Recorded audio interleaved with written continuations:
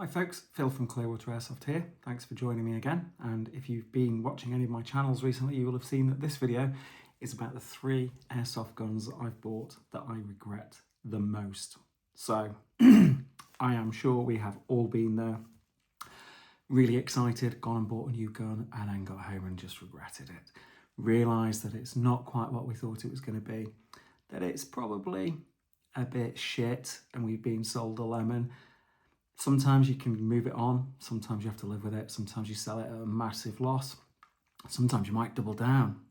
So, what are the worst 3 airsoft guns that I have ever owned?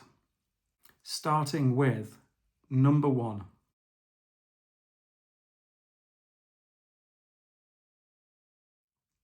The Celsius CTW platform.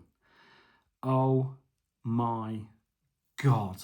What an absolute shower of shit that thing was. Even D-boys could do a training weapon better than Celsius managed, and at at least half the price of it. It was supposed to rival the Systema PTW, the CTW was, and it arrived in the UK with a distributor and a couple of retailers, and it was awful. Absolutely awful. I had, this is where it gets really bad, I had 2.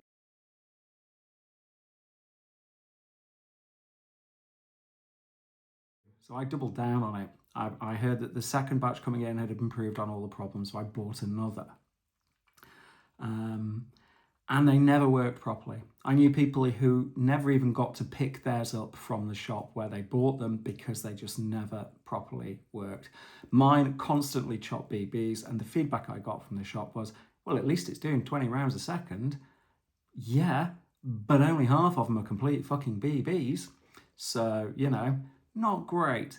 And in the end, I ended up selling both of them for about 600 quid for the pair with a load of mags. I put new rails on, you'll see in the picture that I've put. I had a Mark 18 rail and I had I think it's an MFR rail, Daniel Defence tube rail on one of them. I'd put new stocks, new hop chambers in them. I had spent a fortune on them. The biggest regret I have ever had with an airsoft gun or platform. Oh, it still upsets me thinking about it today. So that was number 1, and it really is number 1. It was shit. Number 2, that would be the G&G L85.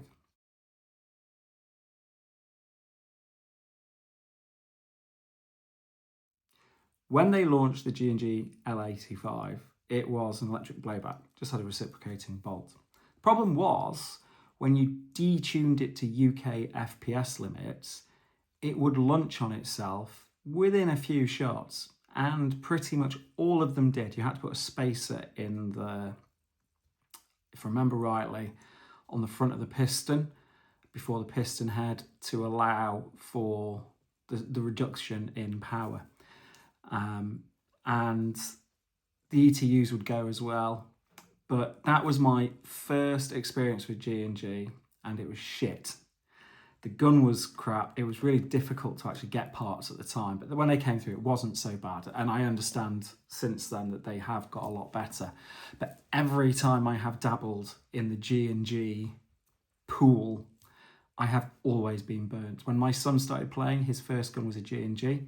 It launched on its own MOSFET before we'd even got to the first game, just playing with the gun in the house to get him used to it and handling it.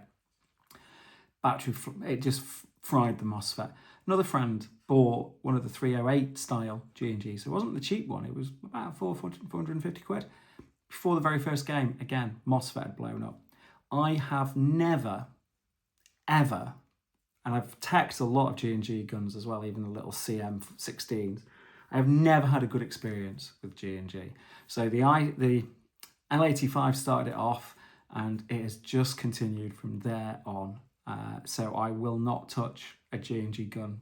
I won't even work on them. I'm done with them. I know this will upset people, it will polarize people who have never had a bad experience with them. For me, they're a bag of wank, and I will not go near them. So that's the second one. The third one which might come as a surprise, was the WE closed bolt. So you've got to go back a ways here to remember these. Closed bolt gas blowback rifle.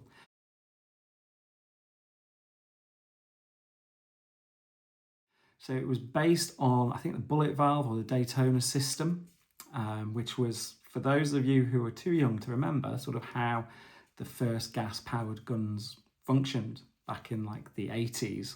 And we'd have canned air with a little hose. So, you know, if you think HPA is new, it ain't. If you think gas-powered guns are new, they're not. They've been around for years. But the closed bolt system had a brass tube with a mock bolt around it. The only problem was you needed like a degree in physics and a machine shop to get these things to work reliably. And a few friends had them. And when they worked, they were actually not too bad, but the FPS would vary shot to shot. And I don't just mean by a few FPS, I mean it could do 100 and then 300. You'd have to get it chronoed every half an hour to make sure you hadn't gone over sight limits. And a friend of mine and I ended up using a AEG barrel cut down into shims of varying lengths to change the FPS. Ratec released an MPAS for it, which did make life a little bit easier, but it was never a great system. It was never going to work, and it's probably why you don't see any now. The other problem they had was with the ATF in America, because the ATF deemed that these would be far too easily bolted onto a real AR upper, and then you'd have a fully automatic firearm because of the select fire lowers, obviously. And they blocked the import of them. I bought mine from America. I had it imported. I can't remember the company now, something Horizon. It cost a lot of money as well, and the mags weren't cheap, they weren't easy to get, but it was just a headache. So it has nowhere near the level of hate that I have towards the L85 and the Celsius wank guns, but it nearly drove me off gas blowback rifles completely. And had Western Arms and Marui not come out with their versions, I think I probably would have stuck with AEGs. So thanks, WE, you nearly ruined me, but I did manage to find my way back to the true path, and now I live in GBB utopia. So those are my 3 worst airsoft gun purchases. What do you think? Do you agree? Are you sitting there bashing away at your keyboard, typing an angry response? Or do you have 3 of your own? Share it in the comments below. And as always, if you haven't, please drop me a like and subscribe. Just gone past the 500 subscriber mark, which is brilliant. So thank you to everybody who's subscribed. Really appreciate it. It means a lot. Next push is to get to 1,000. So I'm hoping I can do that before the summer. So please share this video, drop some comments on what you think. And I'm pretty sure there's going to be a huge number of guns that people really don't like. But thanks for watching. Stay safe, and I'll see you soon. Bye-bye.